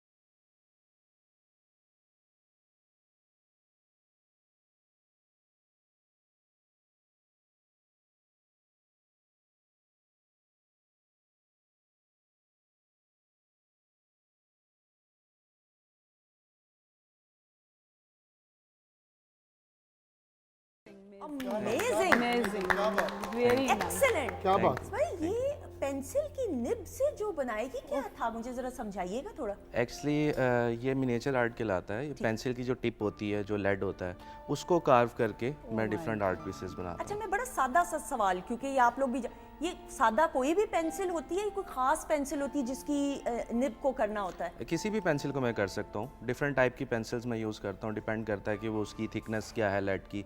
कुछ जो स्कल्पचर्स हैं उनको ज़्यादा डिटेलिंग चाहिए होती है, तो उसके लिए मैं थोड़ी सी थिक जो है वो लेड यूज़ करता हूँ। अदरवाइज जो रेगुलर पेंसिल्स हैं उनको मैं यूज़ करता हूँ। लेकिन मैं ये सोच रही हूँ कि जो पेंसिल है, अभी ये तो वन ऑफ द वर्क है, जो बाकी भी काम, उसको मैनेज करने के लिए जो टूल्स चाहिए होते हैं होंगे, आसान जबान में कहें तो वो भी किस तरह मैनेज करते हैं? वो तो छोटे छोटे से एक सिंपल चार्ट कटर ब्लेड है, Okay. उसको मैं यूज़ करके ये सारे आर्ट पीसेस बनाता हूँ। और इसके अलावा स्किल्स हैं, उसके अलावा कोई टूल्स नहीं है। नहीं, वो असल तो स्केल ही तो है। आप इतनी आसानी से तो ना कहें मैं तो नहीं बना सकूंगी, साजी भाई जरूर बना सकेंगे, लेकिन मेरे में तो इतना नहीं टैलेंट है कि मैं ये एक्सेलेंट, अमेजिंग भाई, हैट्स ऑफ।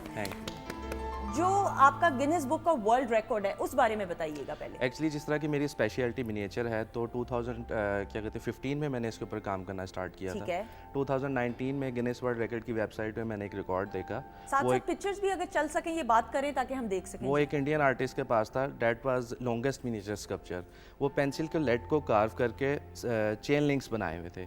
तो डेट वाज 58 चेन लिंक्स, मतलब काउंटिंग जो उनकी थी 58 चेन लिंक्स की थी। ठीक है। तो मैंने उसका रिकॉर्ड ब्रेक किया 75 चेन लिंक्स के साथ। तो मेरा फर्स्ट वर्ल्ड रिकॉर्ड वो था जी। Excellent, excellent, amazing. आप इतनी सादगी से बयान कर रहे हैं कि जैसे बस ऐसी गिनीज बुक ऑफ, ये तो बड़ी अचीवमेंट की बात है माशाल्लाह शैला जी। जी, मैं बीइंग अ आर्टिस्ट मैं बहुत ज़्यादा अप्रिशिएट कर सकती हूँ, बिकॉज इतना ज़्यादा ऐसे लगता है कि आपने जो किया वो कोई जूम कुछ लगा के किया नहीं, या आप मैं नेकेड आई से करता हूँ। नेकेड आई से लुक एट मैग्नीफाइंग ग्लास ऐसा कुछ नहीं। My God, well done, well done, I really appreciate, बहुत प्यारा काम। लेकिन फिर शैला जी जो आपका काम है ये बजाते खुद, और मैं चाहूंगी जब शैला जी गुफ्तगू करी हो तो जरा अगर पेंटिंग्स चलती रहें साथ साथ ताकि हम और बेहतर तरीके से रिलेट कर सकें। Shaila ji, why horses and nature? Horses हमारे टिवाना क्लैन दो आपको ऑलरेडी पता होगा, तो हम लोग ग्रोई में जो हम लोगों ने किया है, बच्चे जब हम लोग थे तो कुत्ते और घोड़े, तो हॉर्सेस का ये कि आइस बनाना और पोर्ट्रेट में मेरा बहुत इंटरेस्ट है। मेरे फादर भी थे आर्टिस्ट, ठीक है। तो बहुत मतलब 5 इयर्स की एज से मैं उनकी आइस बनाती थी और डॉग्स और हॉर्सेस। लेकिन फिर ज़ाहिर कुछ जैसे आप बड़े होते हो तो फिर मुझे वो रोजेस का बहुत शौक़ आया, लेकिन बेसिकली मुझे पोर्ट्रेट का ही था। फिर इस एज में आके एक हुआ ऐसे कि मुझे मैंने कोर्सेज किए थे डिजिटल आर्ट के ना, तो उस ज़माने में ऐसे था कि जो आर्टिस्ट था वो डिजिटल आर्ट नहीं उसको आता था, या कोई डिजिटल आर्ट वाला था तो वो आर्टिस्ट नहीं था।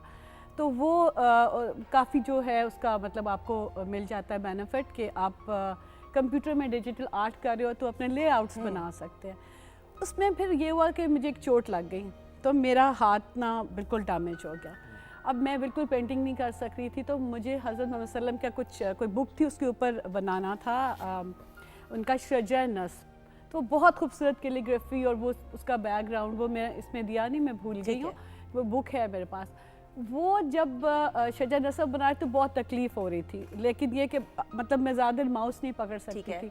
जब वो बन के आया तो मेरी कज़न है फातिमा, तो उसके बेसाख्ता उसने मुँह से ना दुआ निकली, कहती अल्लाह आपके हाथ को सलामत रखे। वो एक बिल्कुल आप यकीन करें मुआज़ा था कि थोड़ी देर के बाद मैं भूल गई, मैं काम करती, मैं कहा हाथ नहीं थक रहा, घंटा हो गया हाथ नहीं थक रहा, उनका ही काम, उनकी बुक का काम हो रहा था। उसके बाद से आज तक वो फिर मुझे तकलीफ नहीं हुई हाथ पे। मुझे बिल्कुल सर्जन ने कहा था कि ये मसल आपका रप्चर है, नहीं ठीक होगा। माशाल्लाह, और माशाल्लाह। जो हजूर का वो मैंने बनाया उसके बाद से मेरा हाथ नहीं हुआ ना। बिल्कुल सही, माशाल्लाह माशाल्लाह, सुभान अल्लाह। अच्छा, थोड़ी देर म्यूजिक। मुझे ये बताइएगा कि एक पोर्ट्रेट बनाने में कितना टाइम लगता है? मैं तो 15 डेज ले लेती हूँ। ठीक है। वैसे मिनिमम 15 या मैक्सिमम? मैक्सिमम 15 डेज लेती हूँ, 1 वीक का काम होता है, बिकॉज जब आपको आता होता है तो फिर बेसिकली तो 1 वीक लगता है, लेकिन ये होता है कि लेयर्स में काम है, छोड़ देती हूँ, फिर दूसरे पे आ जाती हूँ।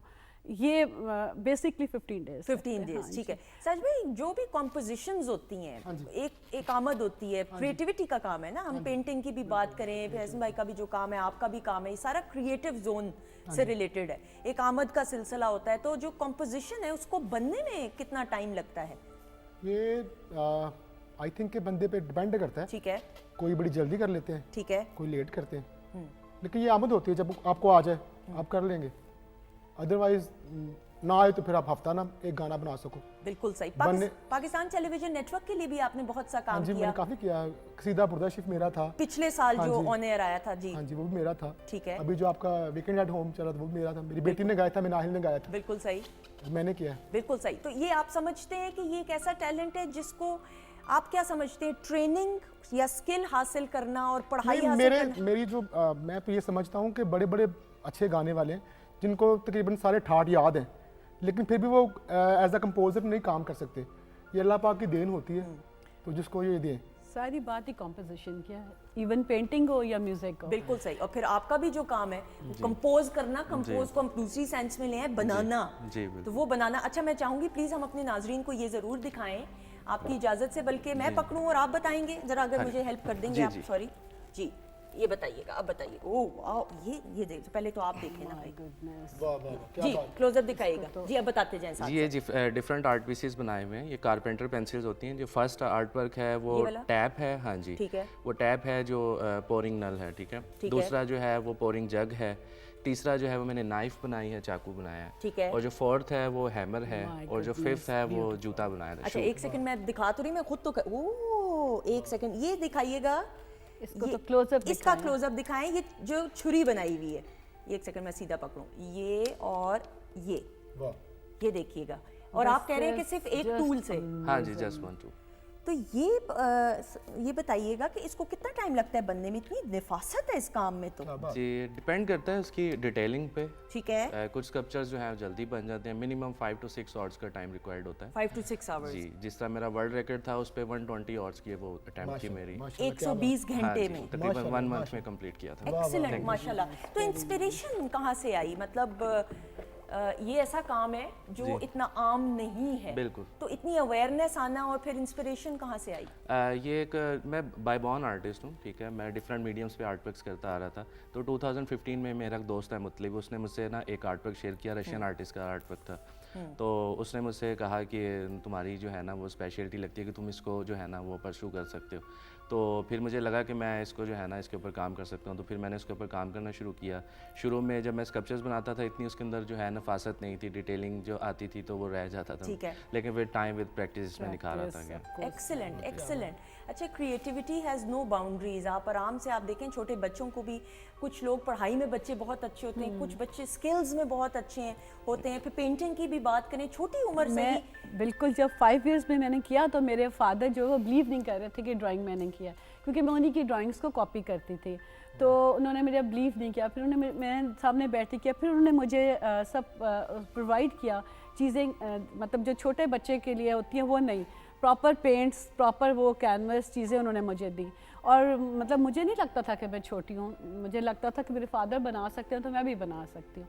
तो वो दिन से लेके आज मैं आपको बता रही थी कि कैलीग्राफी में इस वजह से मैं आई, जब वो अल्लाह के मतलब वो मैं कर रही थी, तो उसके बाद अब मैं ज़्यादा कैलीग्राफी में हूँ। अब ज़्यादा आपका मेरी यंग एज में हॉर्सेस थे, फिर बीच में रोजेस आए, लैंडस्केप, लेकिन अब मुझे ज़्यादा कैलीग्राफी, एब्स्ट्रैक्ट, आपने देखा है कि मेरी कैलीग्राफी एब्स्ट्रैक्ट पे है। बिल्कुल सही। तो रुझान कितना है लोगों का आर्ट्स की तरफ वक्त के साथ साथ? मुझे तो लगता है आपको बड़ा रुझान है। मैं आपको ये कह रही हूँ, पहले बहुत विंटेज स्टाइल था लोगों का, बिकॉज आपको पता है पेंटिंग्स आजकल लोग पीस ऑफ इंटीरियर के तौर पे लेते हैं। आर्ट लवर्स बहुत कम है जो आर्ट लवर्स है। बात कही है। हाँ, उनके लिए तो मतलब अब वो कोर्सेज है, how to read art, I mean अब आप देखते हो एब्स्ट्रैक्ट आर्ट का समझ कुछ नहीं उनको आती, वो कलर्स के लिए लेते हैं, अपने इंटीरियर जो है डेकोरेटर्स उनको हायर करते हैं। तो आर्ट लवर पाकिस्तान में तो बहुत कम है, वैसे इंडिया में, और मतलब हाँ मैंने दुबई में ज़्यादा सेल किया है, कनाडा में किया है, और इंडिया में है आर्ट लवर, मगर इधर piece of interior unfortunately niche market है। लेकिन जब हाँ सॉरी, मैंने सोचा कि जब इन्होंने एब्स्ट्रैक्ट लगाना है तो मैं अल्लाह के नाम उस पर क्यों ना लिखूं, कि एटलीस्ट कलर्स और उसके साथ उनको एक अल्लाह के नाम तो आए ना, बस मेरे रब का पॉजिटिव एनर्जी एक होती है। बड़ी प्यारी बात, पॉजिटिव एनर्जी। और खवातीनों साथ आर्ट को समझना बजाते खुद भी एक आर्ट है जी। आर्ट को आप समझें, क्योंकि जो पेंटर होता है वो बड़ी मेहनत के साथ उस अपने शाहकार को बनाता है, तो उसको समझना कि क्या मैसेज पोर्ट्रे कर रहा है, ये भी एक बड़ा आर्ट है। और आप देखें कि पूरी दुनिया में आर्ट लवर्स कितने हैं, और कितने करोड़ों करोड़ों रुपए की, कितने $1 मिलियन की पेंटिंग्स जो हैं लोग खरीदते हैं as an art lover. Not as a piece of art के आपने सजावट के लिए उसको कर दिया। और interior बच्चों का भी आप देखें रुझान बड़ा डिफरेंट हो चुका है। हम जिस तरह देखते हैं हमारे भाई ये भी काम कर रहे हैं, उसके अलावा अनम भी देखें, अनम कुकिंग की तरफ भी कितनी हमारी बच्चियों का रुझान हुआ है, क्या कहेंगी? बिल्कुल, देखिए कुकिंग एक आर्ट है। इनफैक्ट आप कुछ भी ऐसा कर रहे हो जो इनोवेटिव हो वो आपका आर्ट ही होता है। अब कैसे हम प्रेजेंटेशन करते हैं, अब जैसे एक बर्गर बनाया तो उसकी लेयरिंग कैसे करनी है, ये सब कुछ भी उस आर्ट में ही आता है, आपकी क्रिएटिविटी में आता है। बिल्कुल। तो यहाँ पे आप देख रही हैं कि जैसे हमने कलर्स को असेंबल किया हुआ, रेड भी रखा है, उसमें ग्रीन भी ऐड ऑन किया है, तो ये भी आपकी आई गेस क्रिएटिविटी। और अनम आप अग्री करेंगे, अब तो इतने कुकिंग स्कूल्स और इतनी बच्चियां उन्होंने कैफेज अपने खवत मिल्क में, मैं आपके पास ही आ जाती हूँ, कैफेज भी खोल लिए हैं, बेकरीज खोल ली हुई हैं, now it's a proper profession माशाल्लाह से। क्योंकि एक दौर ऐसा था कि आप सिर्फ रेस्टोरेंट्स को या कैफेज को यही समझते थे कि बस आपने जाना है, खाना खाना है, लेकिन अब बच्चियां भी आ रही हैं, इन्वॉल्व हो रही हैं। तो आई थिंक क्या कहेंगी इस हवाले से, इसको अगर एज अ प्रोफेशन लिया जाए तो? जी मैं बिल्कुल, इसको आपको काफ़ी जो है वो सीरियस होके लेना चाहिए। क्योंकि मैं खुद, मेरी अपनी बेस जो है वो पीटीवी की है, और जब मैं पीटीवी आती हूँ तो मुझे लिटरली ऐसा लगता है कि मैं अपने घर पर आई हूँ।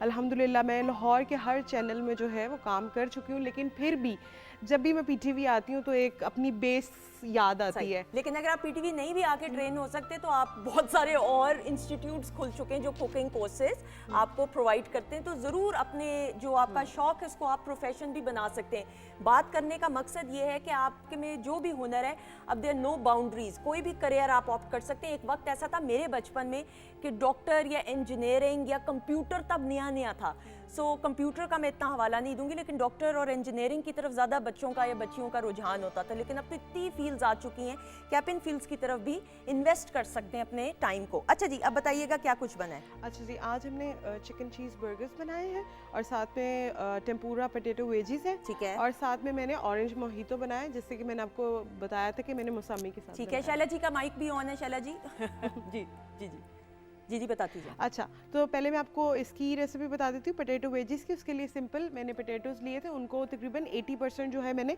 काट के बॉईल कर लिया था, उसके जैसे कहते हैं आप ब्लांच कर लिया था।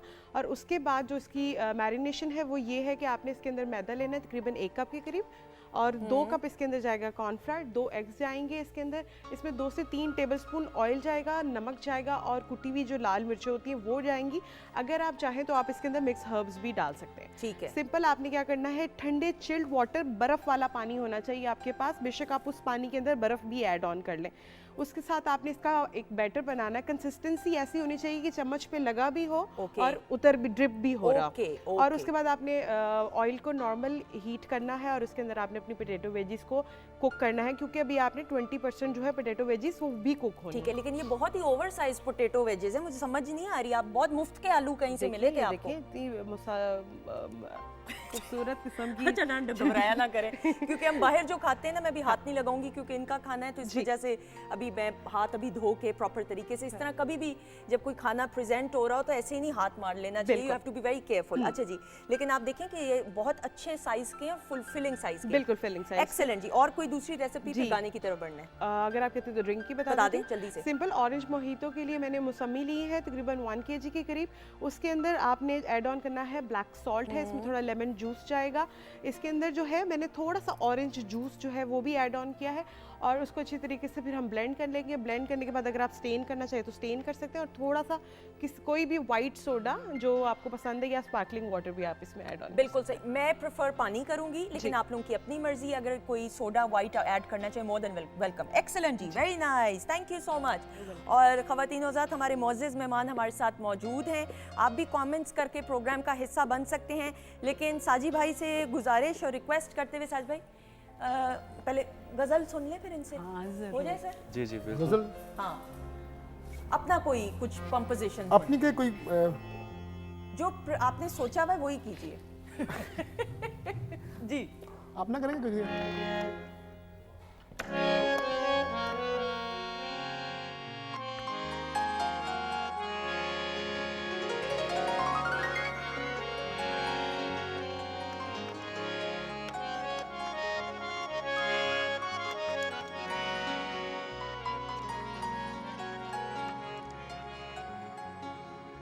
हेलो, ये मेरा लिखा गाना है, कंपोज भी मैंने किया है, ये भी रिलीज नहीं हुआ, ये फर्स्ट टाइम गा रहा हूँ। प्लीज।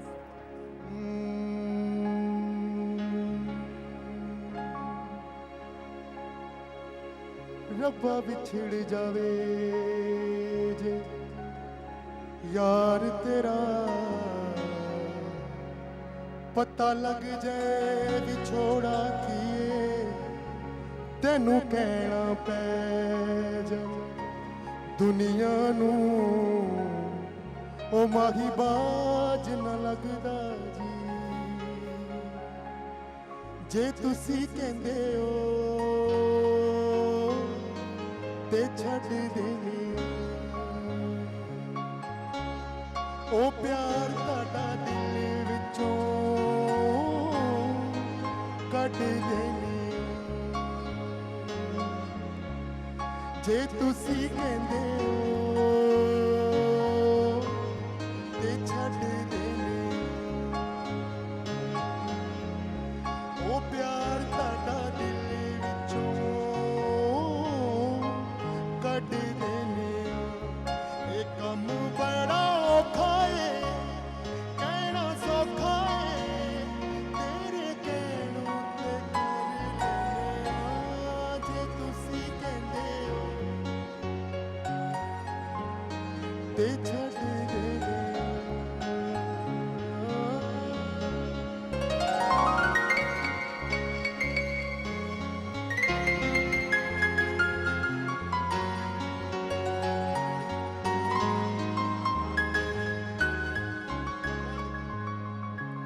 ਦੋ ਚਾਰ ਦਿਨ ਅਸੀਂ ਰੋਵਾਂਗੇ ਫਿਰ ਹੌਲੀ ਹੌਲੀ ਭੁੱਲ ਜਾਵਾਂਗੇ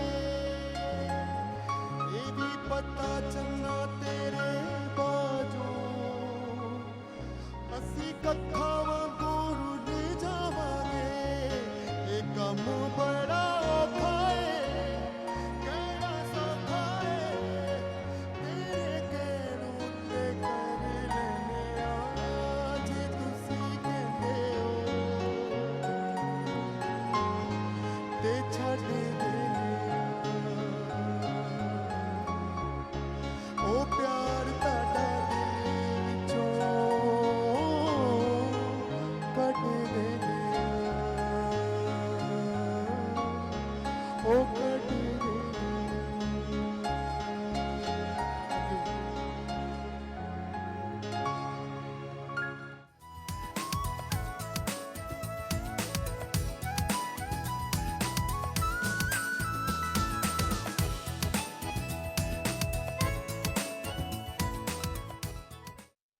जी ख़वातीन हज़रात खुश आमदीद, वेलकम बैक वंस अगेन। हमारे मोअज़्ज़िज़ मेहमान हमारे साथ मौजूद हैं। शहला टिवाना साहिबा वर्सटाइल आर्टिस्ट हैं और इनकी पेंटिंग्स के हवाले से हम बातचीत कर रहे हैं और कितना अवेयरनेस वक्त के साथ साथ आर्ट्स के हवाले से आया है। And she is beautiful and stunning herself. उसके साथ एहसन कयूम साहब हमारे जो ये भाई हैं Guinness book of world record holder हैं और मिनिएचर आर्टिस्ट हैं और ये बजाते खुद काम इतना मुश्किल है और इतनी डिटेल का है कि इसमें बड़ी कॉन्सेंट्रेशन चाहिए होती है। And he is made us so proud. उसके अलावा साजी भाई हमारे साथ मौजूद हैं, ये तो हैं ही टैलेंटेड और क्रिएटिव माशाल्लाह से। और शेफ अनम भी हैं, वो भी क्रिएटिव हैं। पर मैं नॉन क्रिएटिव सी हूँ, आपके साथ बैठी हुई हूँ। ख़वातीन हज़रात बड़ा अच्छा लगता है कि जब लोग माशरे में पॉजिटिवली कुछ कंट्रीब्यूट कर रहे होते हैं। और सबसे अच्छी बात ये होनी चाहिए कि जो गुफ्तगू है उससे हम कुछ सीखें भी और मोटिवेट भी हों। शैला जी, आप जो पेंटिंग्स करती हैं, आपको क्या लगता है कि कितना ज़रूरी है आगे नई नस्ल तक ये हुनर पहुंचाना और किस तरीके से आप इसको प्रमोट कर सकती हैं? जी बिल्कुल, मैं टीच भी करती रही हूँ काफ़ी। मेरा आर्ट स्कूल था, मैंने काफ़ी किया। इसमें ये होता है कि देखें, आप बाकी हर चीज़ में एक लैंग्वेज है, इसकी कोई लैंग्वेज नहीं है। जो देखता है वो आप अपना मैसेज पूरी दुनिया को कन्वे कर सकते हैं कि इसकी कोई लैंग्वेज नहीं है। आपके ख्यालात या आपका जो आप एक्सप्रेस करना चाहते हो, आप उसको आर्ट में पूरी दुनिया को दिखा सकते हो। और आर्टिस्ट का होता ही है कि इतना सेंसिटिव होता है कि उसकी पेंटिंग पे असर पड़ता है उसकी सराउंडिंग्स का, उसके जो माहौल जो मतलब पॉजिटिव है नेगेटिव है जो है उसकी पेंटिंग्स पे, और वो पेंटिंग्स के ज़रिए मैसेज दे सकता है कि क्योंकि होना तो पॉजिटिव चाहिए, होना तो सेंसिटिव चाहिए और होना तो आपको इंसानियत होनी चाहिए। तो वो ही मैसेज जो आर्टिस्ट होते हैं वो बहुत ज़्यादा अब जिस तरह कितना सेंसिटिविटी से इन्होंने बारीक काम किया, ये इससे पता लग रहा है कि आर्टिस्ट कितना सेंसिटिव है। तो बस जो माशरे में आर्टिस्ट हैं उनको हम जो यंग आर्टिस्ट हैं उनको नहीं प्लेटफॉर्म कोई मिलता। मेरा अब यही इरादा है कि क्योंकि मैं बाहर से सेल वगैरह लेके आती हूँ कि मैं उनको काम दूँ, ठीक है, और उनको लाया जाए, कोई प्लेटफॉर्म हो जहाँ पे यंग आर्टिस्ट आ सके। अब हम लोग मैच्योर हैं, हमने सेल भी कर लिए, कमा भी लिया और नाम भी कर लिया, मगर जो बहुत टैलेंटेड लोग हैं जिनको मैंने देखा है और उनको कोई जानता नहीं है और वो मतलब प्लेटफॉर्म ही नहीं है, वो प्लेटफॉर्म ही resources नहीं नहीं है है, ऑफ कोर्स। और इसमें ऑफ कोर्स अल्लाह ने कहीं वो नहीं रखा हुआ कि सिर्फ अमीर लोगों के पास टैलेंट है। नहीं। आप जाके देखें विलेज में बहुत गरीब लोग हैं और वो इतना बारीक और अच्छा काम कर रहे हैं, लेकिन उनको कोई भी मीन प्रमोट नहीं करता या उनको टीच नहीं करता, क्योंकि खाली टैलेंट कुछ भी नहीं है। आपको पता है टेक्निक ना हो तो, और खाली टेक्निक भी कुछ नहीं अगर टैलेंट ना हो। बिल्कुल सही। तो टैलेंट एंड टेक्निक को इकट्ठा करने के लिए मैं कोशिश कर रही हूँ कि हम लोगों को। एहसन भाई, आप अग्री करेंगे शैला जी से कि टैलेंट? बिल्कुल बिल्कुल। अब जिस तरह नए जो है नई न्यू जनरेशन है उन लोगों में इतनी ज़्यादा अवेयरनेस नहीं है रिगार्डिंग आर्ट्स। अब जिस तरह मैं अपने काम के बारे में जब वर्बली बताता हूँ किसी को तो उनको समझ नहीं लगती जब तक वो उसकी तस्वीरें या विजुअल्स नहीं देख लेते। ठीक है। तो अब सोशल मीडिया पे है, सोशल मीडिया का ज़माना, तो इससे काफ़ी ज़्यादा इंकरेजमेंट मिली है स्पेशली आर्टिस्ट को। ट्रू जी बिल्कुल सही। लेकिन अवेयरनेस की बात करें, अब आप ये अवेयरनेस आगे आइंदा आने वाली नस्लों के लिए आपने कोई सिखाने का प्लेटफॉर्म सोचा हुआ या पढ़ा रहे हैं आप हाँ, ऑलरेडी? मैं एज सच तो नहीं है कोई प्लेटफॉर्म, लेकिन social media is a biggest platform. ठीक है। मैं जब बना रहा होता हूँ तो इसकी जो होती है मेकिंग की वीडियोस होती हैं, तो वो मैं टाइम लैप्स जो है वो सोशल मीडिया पे अपलोड करता हूँ, जिससे लोग जो हैं वो सीखते भी हैं। बिल्कुल सही। अच्छा, जो ये Guinness book of world record है, ये 2 वर्ल्ड रिकॉर्ड्स, आपने ये प्रोसेस क्या था अप्लाई करने का, थोड़ा सा बताइएगा। एक गिनीज वर्ल्ड रिकॉर्ड की वेबसाइट होती है, उसके ऊपर जो है कोई भी अप्लाई कर सकता है, जो भी डिजर्विंग है, मतलब जो कर सकता है इसमें।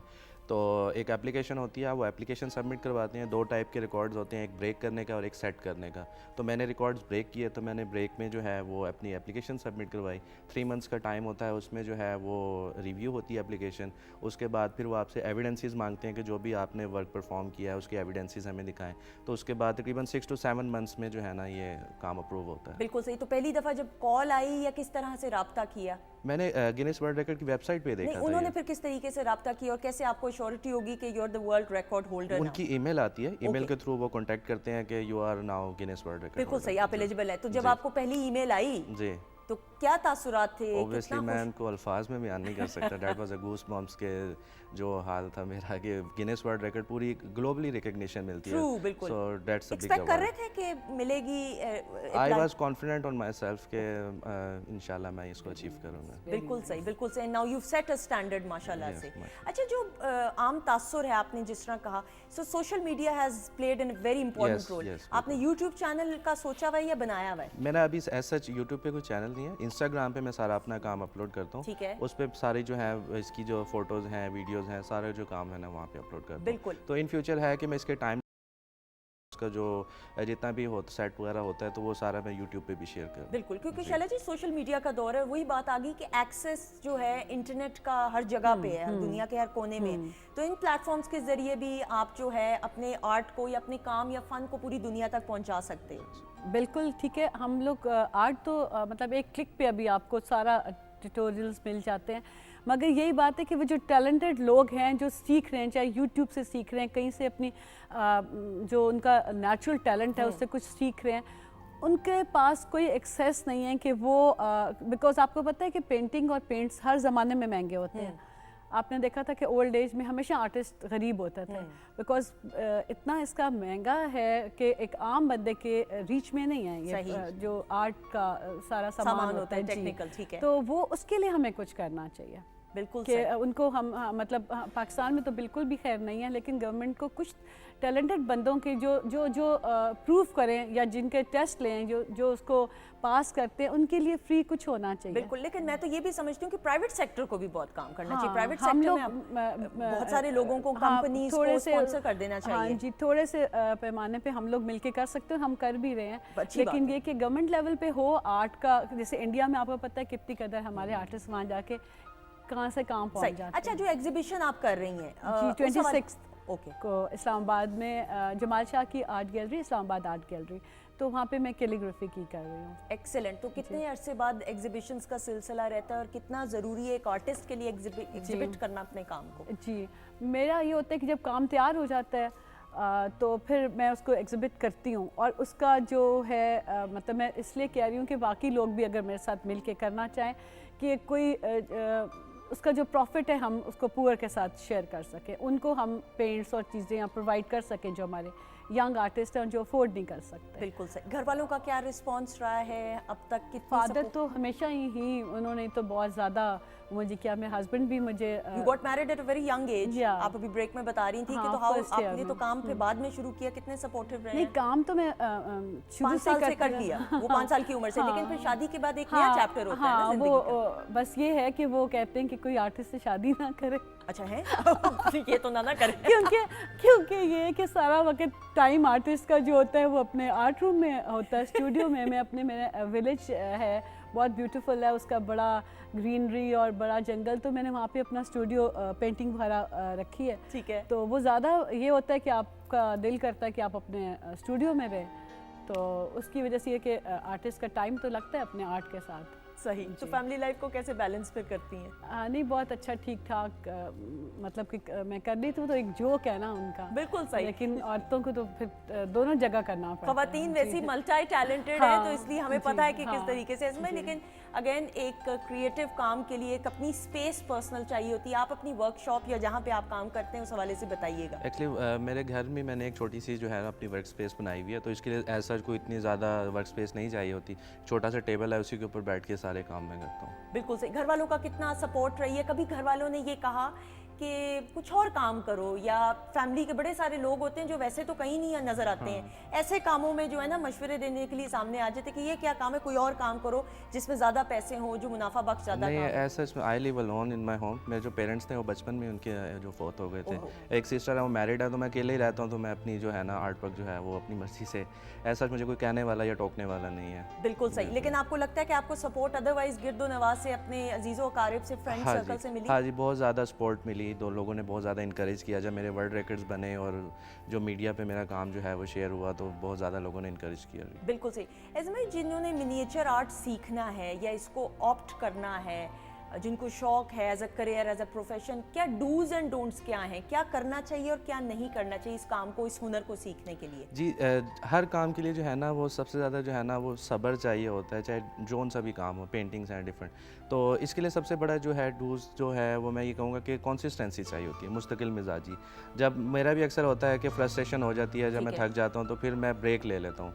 तो जब मैं बिल्कुल रिलैक्स हो जाता हूँ और काम करते हुए मेरा म्यूज़िक ऑन होता है, तो इस तरीके से जो है ना इस काम को सर अंजाम दिया जा सकता है। बिल्कुल सही। साजिद भाई, म्यूज़िक बजाते खुद मौसीकी रूह की ग़िज़ा है। हाँ जी। तो इस ग़िज़ा को समझना भी तो एक आर्ट है। आजकल तो जो ग़िज़ा आ रही है, बड़ी किल्लत है ग़िज़ा की बड़ी किल्लत आ रही है। ग़िज़ा अच्छी नहीं मिल रही, ना वैसे खाने को, ना मौसीकी अच्छी मिल रही। हर बंदे को यही कहा कि बस मैं आऊँ और छा जाऊँ।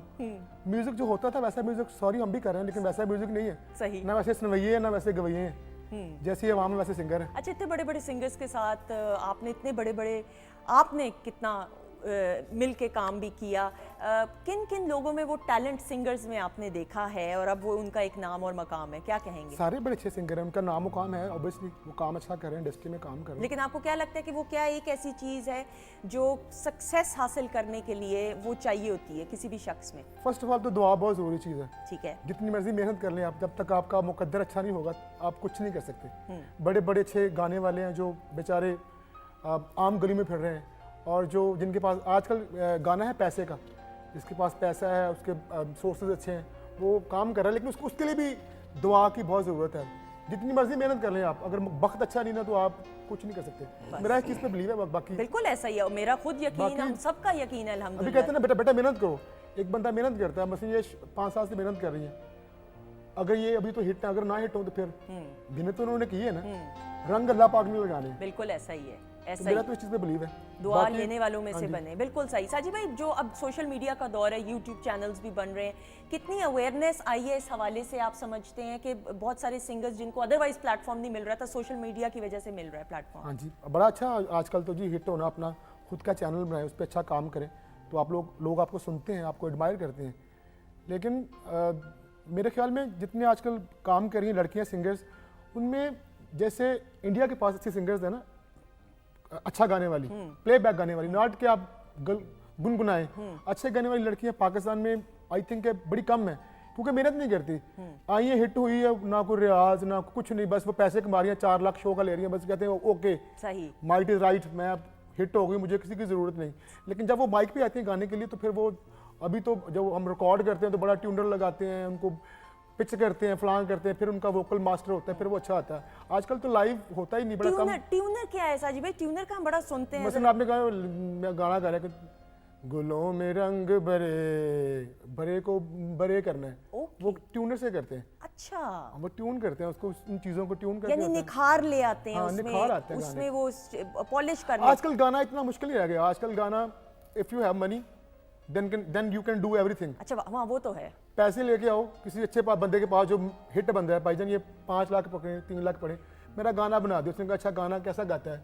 उसने कहा अच्छा गाता है तो अच्छा गाना बना के देगा। अगर वो कहता है तुम कमा कुछ चुपा मचा चमाचा, ये गाना है, मिसाल दे रहा हूँ, बहुत अच्छा गा रहे हो।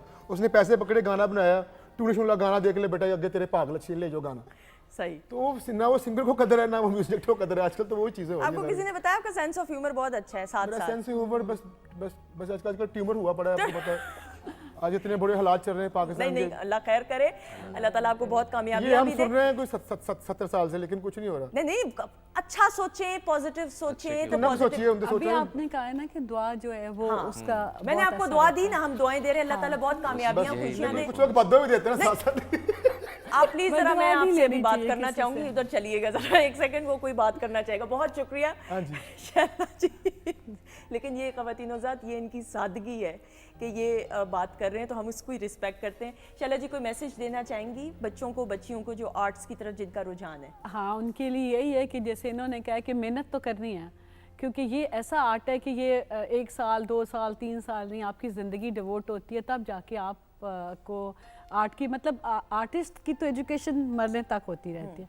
तो बस वो मेहनत करें और टेक्निक सीखें, और इंशाल्लाह ताला मेरा भी बहुत दिल है कि मैं हेल्प करूं जो मेरे पास यंग आर्टिस्ट हों। बिल्कुल सही, थैंक यू सो मच। जीती रहें, खुश रहें।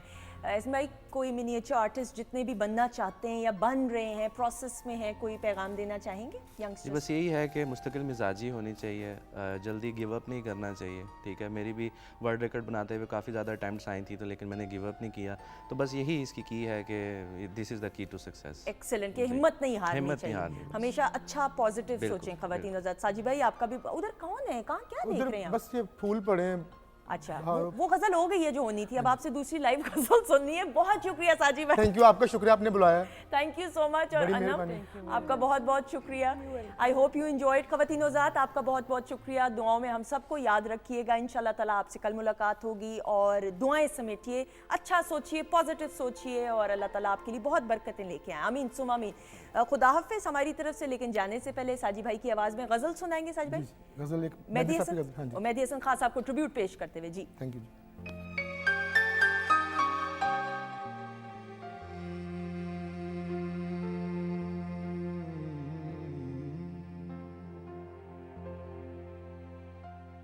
मैं होश में था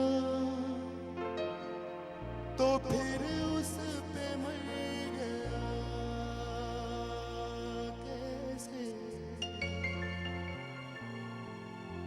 मैं होश में था तो फिर उस पे मर गया कैसे। ये जहर मेरे लहू में उतर गया कैसे। मैं होश में था तो फिर उस पे मर गया कैसे।